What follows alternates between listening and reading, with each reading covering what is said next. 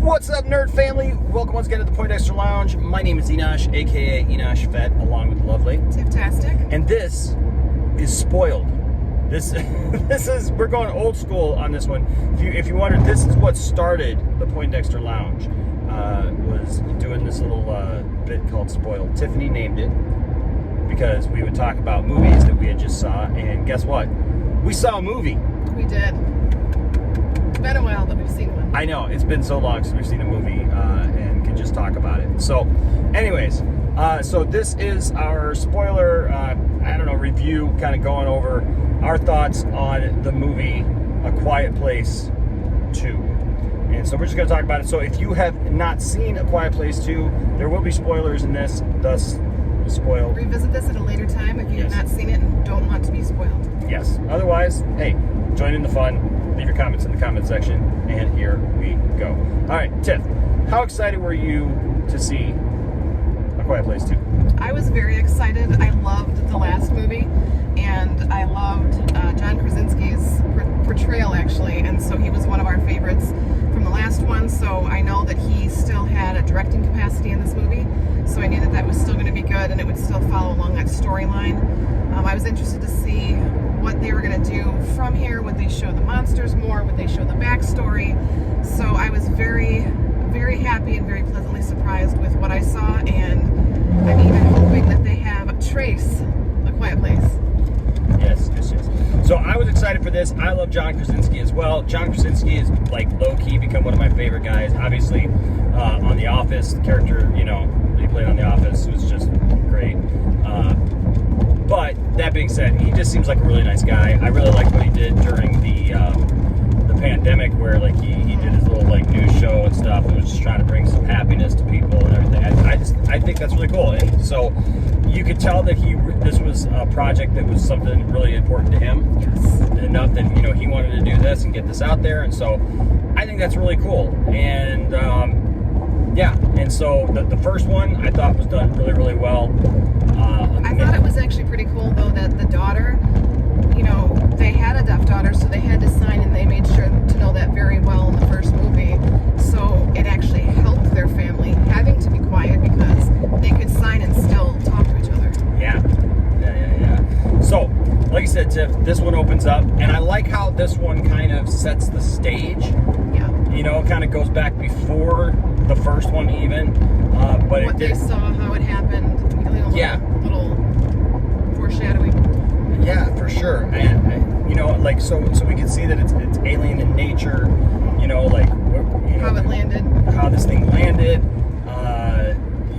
And then all of a sudden these creatures. Now the creatures, we both said the creatures basically look like. They look like the Cloverfield monster and the Demogorgon had an alien baby. Because of the way that the face comes apart and stuff, when it's got teeth like aliens. It also the creature. I'm drawing a blank right now because it's early. But the creature from Star Wars Episode 2, Attack of the Clones. Is it the Weequay? Yeah. I believe from the scene where they're on. Oh my gosh, what is that? Luke or not Luke? Gosh, I'm totally burning that one up. No, Anakin and Obi-Wan and Padme, and they're right before all the clones come in and save them and stuff. And they got to fight the Weequay, and they're like in the battle of the Geonosis. See, I got there. Geonosis. I know. Took a long way there. I know this. Look, trust me. Look, took a detour. Yeah, it's early. But the teeth kind of remind me of that. But yeah. Kind of with a Demogorgon. One of the things I noticed was Cloverfield with the little funky arms. Yeah, one of the things I noticed about this, and I thought it was interesting, like, so these creatures, they're not really eating people. They're just literally stomping people. If you were another, like, alien race, wouldn't you just be like, mine? They just seem angry. Like, my question is, like... They probably landed on the wrong planet, they're angry. Hey, Quiet Place monsters, why are you so angry? I mean, are you mad at Star Wars? Like, what the heck? That's their whole reason for being, is they just come here because they're mad at The Last Jedi. They're like, darn you, Kathleen Kennedy! We're here on a mission to stop Kathleen Kennedy and Rian Johnson. Oh, but I digress. But yeah, I noticed that, like, they don't really eat anybody. They just kind of slam people around. It's like they're really here to just chill and listen to rock music and like mosh. They think it's a giant mosh pit. I just think it's interesting, the concept that the monsters, when they hear sound, they come towards you. So you have to. That's what's different for me too. But I think it's awesome that, again, the deaf daughter is thinking enough to be able to use that earpiece that she has to cause like a feedback with the monitor. Yeah. To cause, and then to realize that causes them some kind of pain, or at least to shock them enough to kill them. I thought it was cool too because, you know, like it really felt like it picked right up. Oh, it picked right up. Like exactly where that movie ended is where this one started. Yeah. I mean, I was surprised. Like the fire was still going on in the background. You know, the water was still happening down in the basement. You saw the daughter step over the nail that the mom stepped on that she had to be quiet for. And the first one, they really brought everything back around that way. Plus, I don't remember his name, but the guy who played Scarecrow, Cillian Murphy. Yes. He is always one of those guys, like, when his face first comes on the screen, you want to punch him. To me. He plays a bad guy every time, and so as soon as I saw his face, I was like, why is he in this movie? But he did a really good job, showed his acting chops, and I actually very much commend him, and dare I say, liked his character by the end of that movie. Yeah, I agree. Cillian Murphy did a great job in this movie. Yes. And he had a lot of facial hair, which we've never seen him with. He's always clean shaven. Yeah, so he looked very like rugged. Dude. Very rugged in this movie. Usually, he's kind of got that artsy kind of look to it. But, you know, so I love the story in this. I love the progression of this, of where they take it. This movie can be summed up of people can't sit still and just shut up and do what they're supposed to do. All the tension in this movie comes... AKA the sun. Yeah, all the tension, unfortunately, in this movie comes from people just being dumb. Most of it. Again, you have children. And that's not a negative thing, so don't take it as a negative thing. But you have children in a world where you're supposed to be quiet. True. We tell our kids to be quiet, they're not going to just because we said don't. Yeah, I would, oh my gosh. Plus, he was dealing with not knowing if his parents were going to come back because of what happened in the first one. He stepped in a freaking bear trap. Oh, so not only are you in pain, but so like when he screamed, felt that. I know. Oh, I felt that. Oh my gosh, when he stepped in that bear trap, it's like, oh my gosh. So I wouldn't. How do you not scream? Yeah. How do you not scream stepping in a freaking bear trap like that? Well, you could see the shock right away because it's like he stepped on it and then he looked back, and as soon as he saw what it was, then he screamed. And the mom was even like, you could see with her tearing up, she was just like, please be quiet. I know it hurts, but I mean, it's just the desperation. Yeah. I mean, the baby was quieter than he was.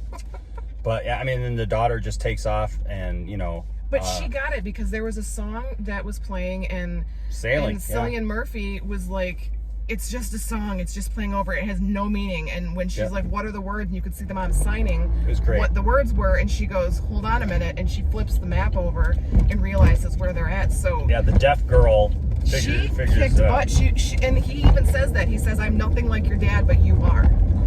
And that's what made her tear up, because she got that from her dad. It created a whole new lore of these people who are living out by the docks, who, you know. Well, he said they're not worth saving, so he didn't. I mean, so there were some people that literally went crazy, because it's like you're living in the dark, quiet, to yourself.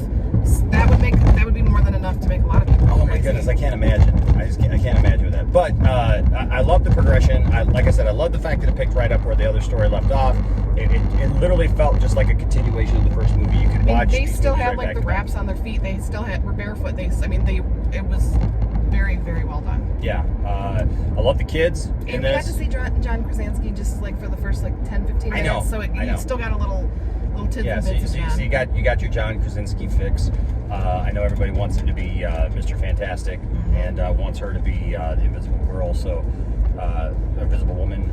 So I dug this movie. I really, really liked it. I enjoyed it thoroughly. I thought it was a great story. It was a passion project, obviously, from John. You can Where tell this one ended, though, I hope that they pick up and do a third because they got a little more explaining to do. they got a little more explaining to do. I'd love to see a little bit more fleshed out. Family's still separated, so you want to see the them creature come design together. on this I thought was really, really good. You really feel it. There was almost like an Alien moment when at the very end where I was just where, gonna say where that. she picks up the stuff and like she turns around and the alien comes through the water. It was very Alien-esque. Well, no, I was gonna say what I liked at the very end was the fact that they showed that, you know, yeah, in the first one the parents were like, okay, we, you know, take care of the kids and everything, but this one at the very end, it was like both kids were kicking butt. The mom was holding the baby, and the son, when they realized that the daughter was able to put her earpiece onto that microphone, which broadcasts that sound so people could use it. Yeah. And so she's sitting there with, you know, with what she can to fight back her monster, and then the son is trying to protect the mom and the baby again with the so gun. cool. And it's like they were going back and forth between both kids. Great storytelling. Kicking their The narrative was so strong, and so the third one, if they had a third one, they could show where the kids are kind of like stepping up and helping. and it goes to show you stick to the plan. What's his name? Who the black guy who was in Thor or Guardians of the Galaxy? Oh, yeah, I can never remember his name, but great actor. What's that? The guy who played Heimdall? Is that? I don't remember if that's. I know what you're talking about. He's the guy in Guardians of the Galaxy who goes, Yeah. "Who?" Oh, Guardians of the Galaxy. Yeah. I'm sorry. I was Anyways, thinking- you know, because they get on that island, and so you know, Yeah. he's just like, "I gotta go back, save my family. I gotta go back, save my family." I think we lost some stuff. Stick to the plan, folks. Stick to the plan, or you end up dead, and that's what happens. But great story, great visually. I love this movie. I would say if you haven't seen A Quiet Place, first of all, see A Quiet Place. But if you haven't seen A Quiet Place 2, see A Quiet Place 2. Tiffany, on a scale of 1 to 5, what would you give A Quiet Place 2? I would actually give it a 4.5. 4.5. I like it. I agree. I would give it a 4.5 as well. It wasn't 100% perfect, and there were some, you know, like you said, if that person would just stayed where they're supposed to, but like I said, I like the fact that the daughter realized, hey, they can't swim, Yep. and so that might be a good thing. I tell to my go to kids that all the one. time, you never know. If I tell you something, just do it, because you never know if there might be a moment where I just need you to do something. I don't have time to explain it to you. Or an alien's after you, and you just need to. And it may seem irrational. Just do what I tell you to do. Anyways, guys, that's our thoughts on it. Let us know your thoughts down in the comment section. We would love to hear from you about this movie. And yeah. I'm glad we don't have an alien pandemic. Geez, anything's possible these days, isn't it? All right, guys. Until next time, my name is Enosh, aka Enosh Fett, along with the lovely Tiftastic. saying, shh, be quiet. I feel like we should have that Bjork song, you know, that cover that she did. So quiet. You blow a fuse. See you next time.